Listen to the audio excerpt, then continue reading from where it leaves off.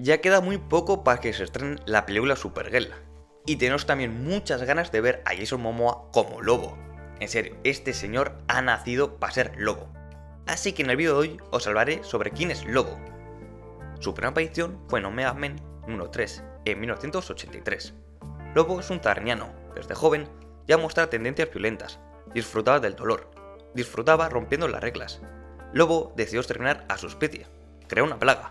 La diseñó para acabar con todos, así que la liberó acabando con toda su especie, salvo él. Así que se llama el último zarniano. Pero es que nunca ha mostrado ningún ápice de arrepentimiento o culpa. Es más, Lobo calificó su genocidio como un proyecto de ciencias, y a que le dieron un sobresaliente. Lobo se convirtió en un cazarrecompensas intergaláctico.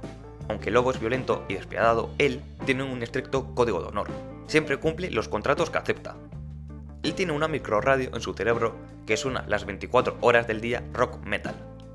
Durante la cita del War, Lobo fue contratado para capturar a Calista. Trabajó junto a otros cazarrecompensas para infiltrarse en la nave de los Omega Men, donde más adelante fue contratado para acabar con la vida de Tigor, el líder temporal de los Omega Men, pero no logró cumplir con ese encargo. Cuando Lobo llegó a la Tierra, fue contratado para eliminar a la Liga de la Justicia Internacional. Big Barda lo teletransportó a la sede del equipo en la Tierra. Él finge ser su aliado, pero su plan fracasa cuando el contrato fue cancelado. Lobo se unió al equipo llamado Legión, liderados por Vril Dox II, ya que uno de sus delfines espaciales fue asesinado por este grupo. Él fue dispuesto a acabar con todos, pero Vril hizo un trato con él, protección a los delfines espaciales a cambio de los servicios de Lobo. Chico listo, la verdad. Lobo ayudó a derrotar imperios criminales, pero Vril lo envenenó para limitar su poder. Para librarse del contrato, Lobo intentó matar a Clon de Dox.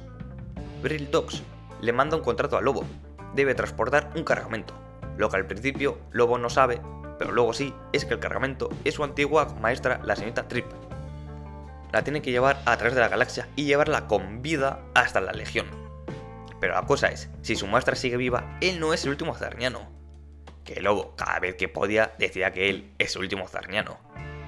Pero Lobo cumplió su palabra, le entregó a Dox a la señorita Trip, para luego romperle el cuello.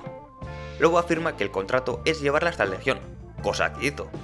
Pero lo que pasara después no lo ponía en ningún sitio.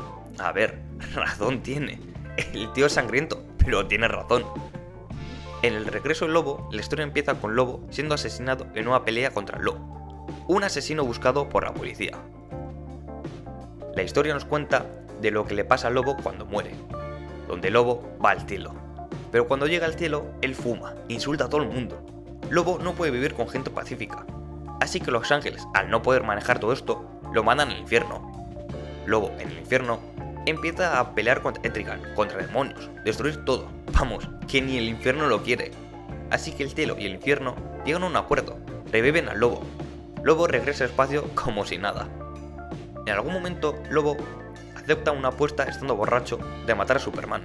Fue por él y él pensó que lo había conseguido, pero Superman solo fingía. Es que era Superman, tío, es un cacho de pan. Más adelante, Lobo dio un giro de 180 grados. Se volvió pacífico y se convirtió en arzobispo de una región espacial. Pero cuando consiguió su libertad de voto de no violencia, volvió a ser el Lobo que todos conocemos. En los Nuevos 52 apareció un personaje que decía que él es el verdadero Lobo, acusando al Lobo que todos conocemos de que es un impostor. Pero al final el Lobo que todos conocemos acabó siendo el Lobo original. Uf, cuántos lobos en la misma frase. En DC Rebirth, Lobo fue prisionero, pero Maxwell lo liberó, junto a Emperatriz Esmeralda y Doctor Poralis, para formar un escuadrón suicida. Maxwell, usando su poder, lo tenía bajo su control, pero gracias a Batman, Lobo se liberó, de la forma más violenta posible. Batman puso una bomba en el cerebro de Lobo, haciéndolo explotar, pero gracias a la regeneración extrema de Lobo, se recuperó.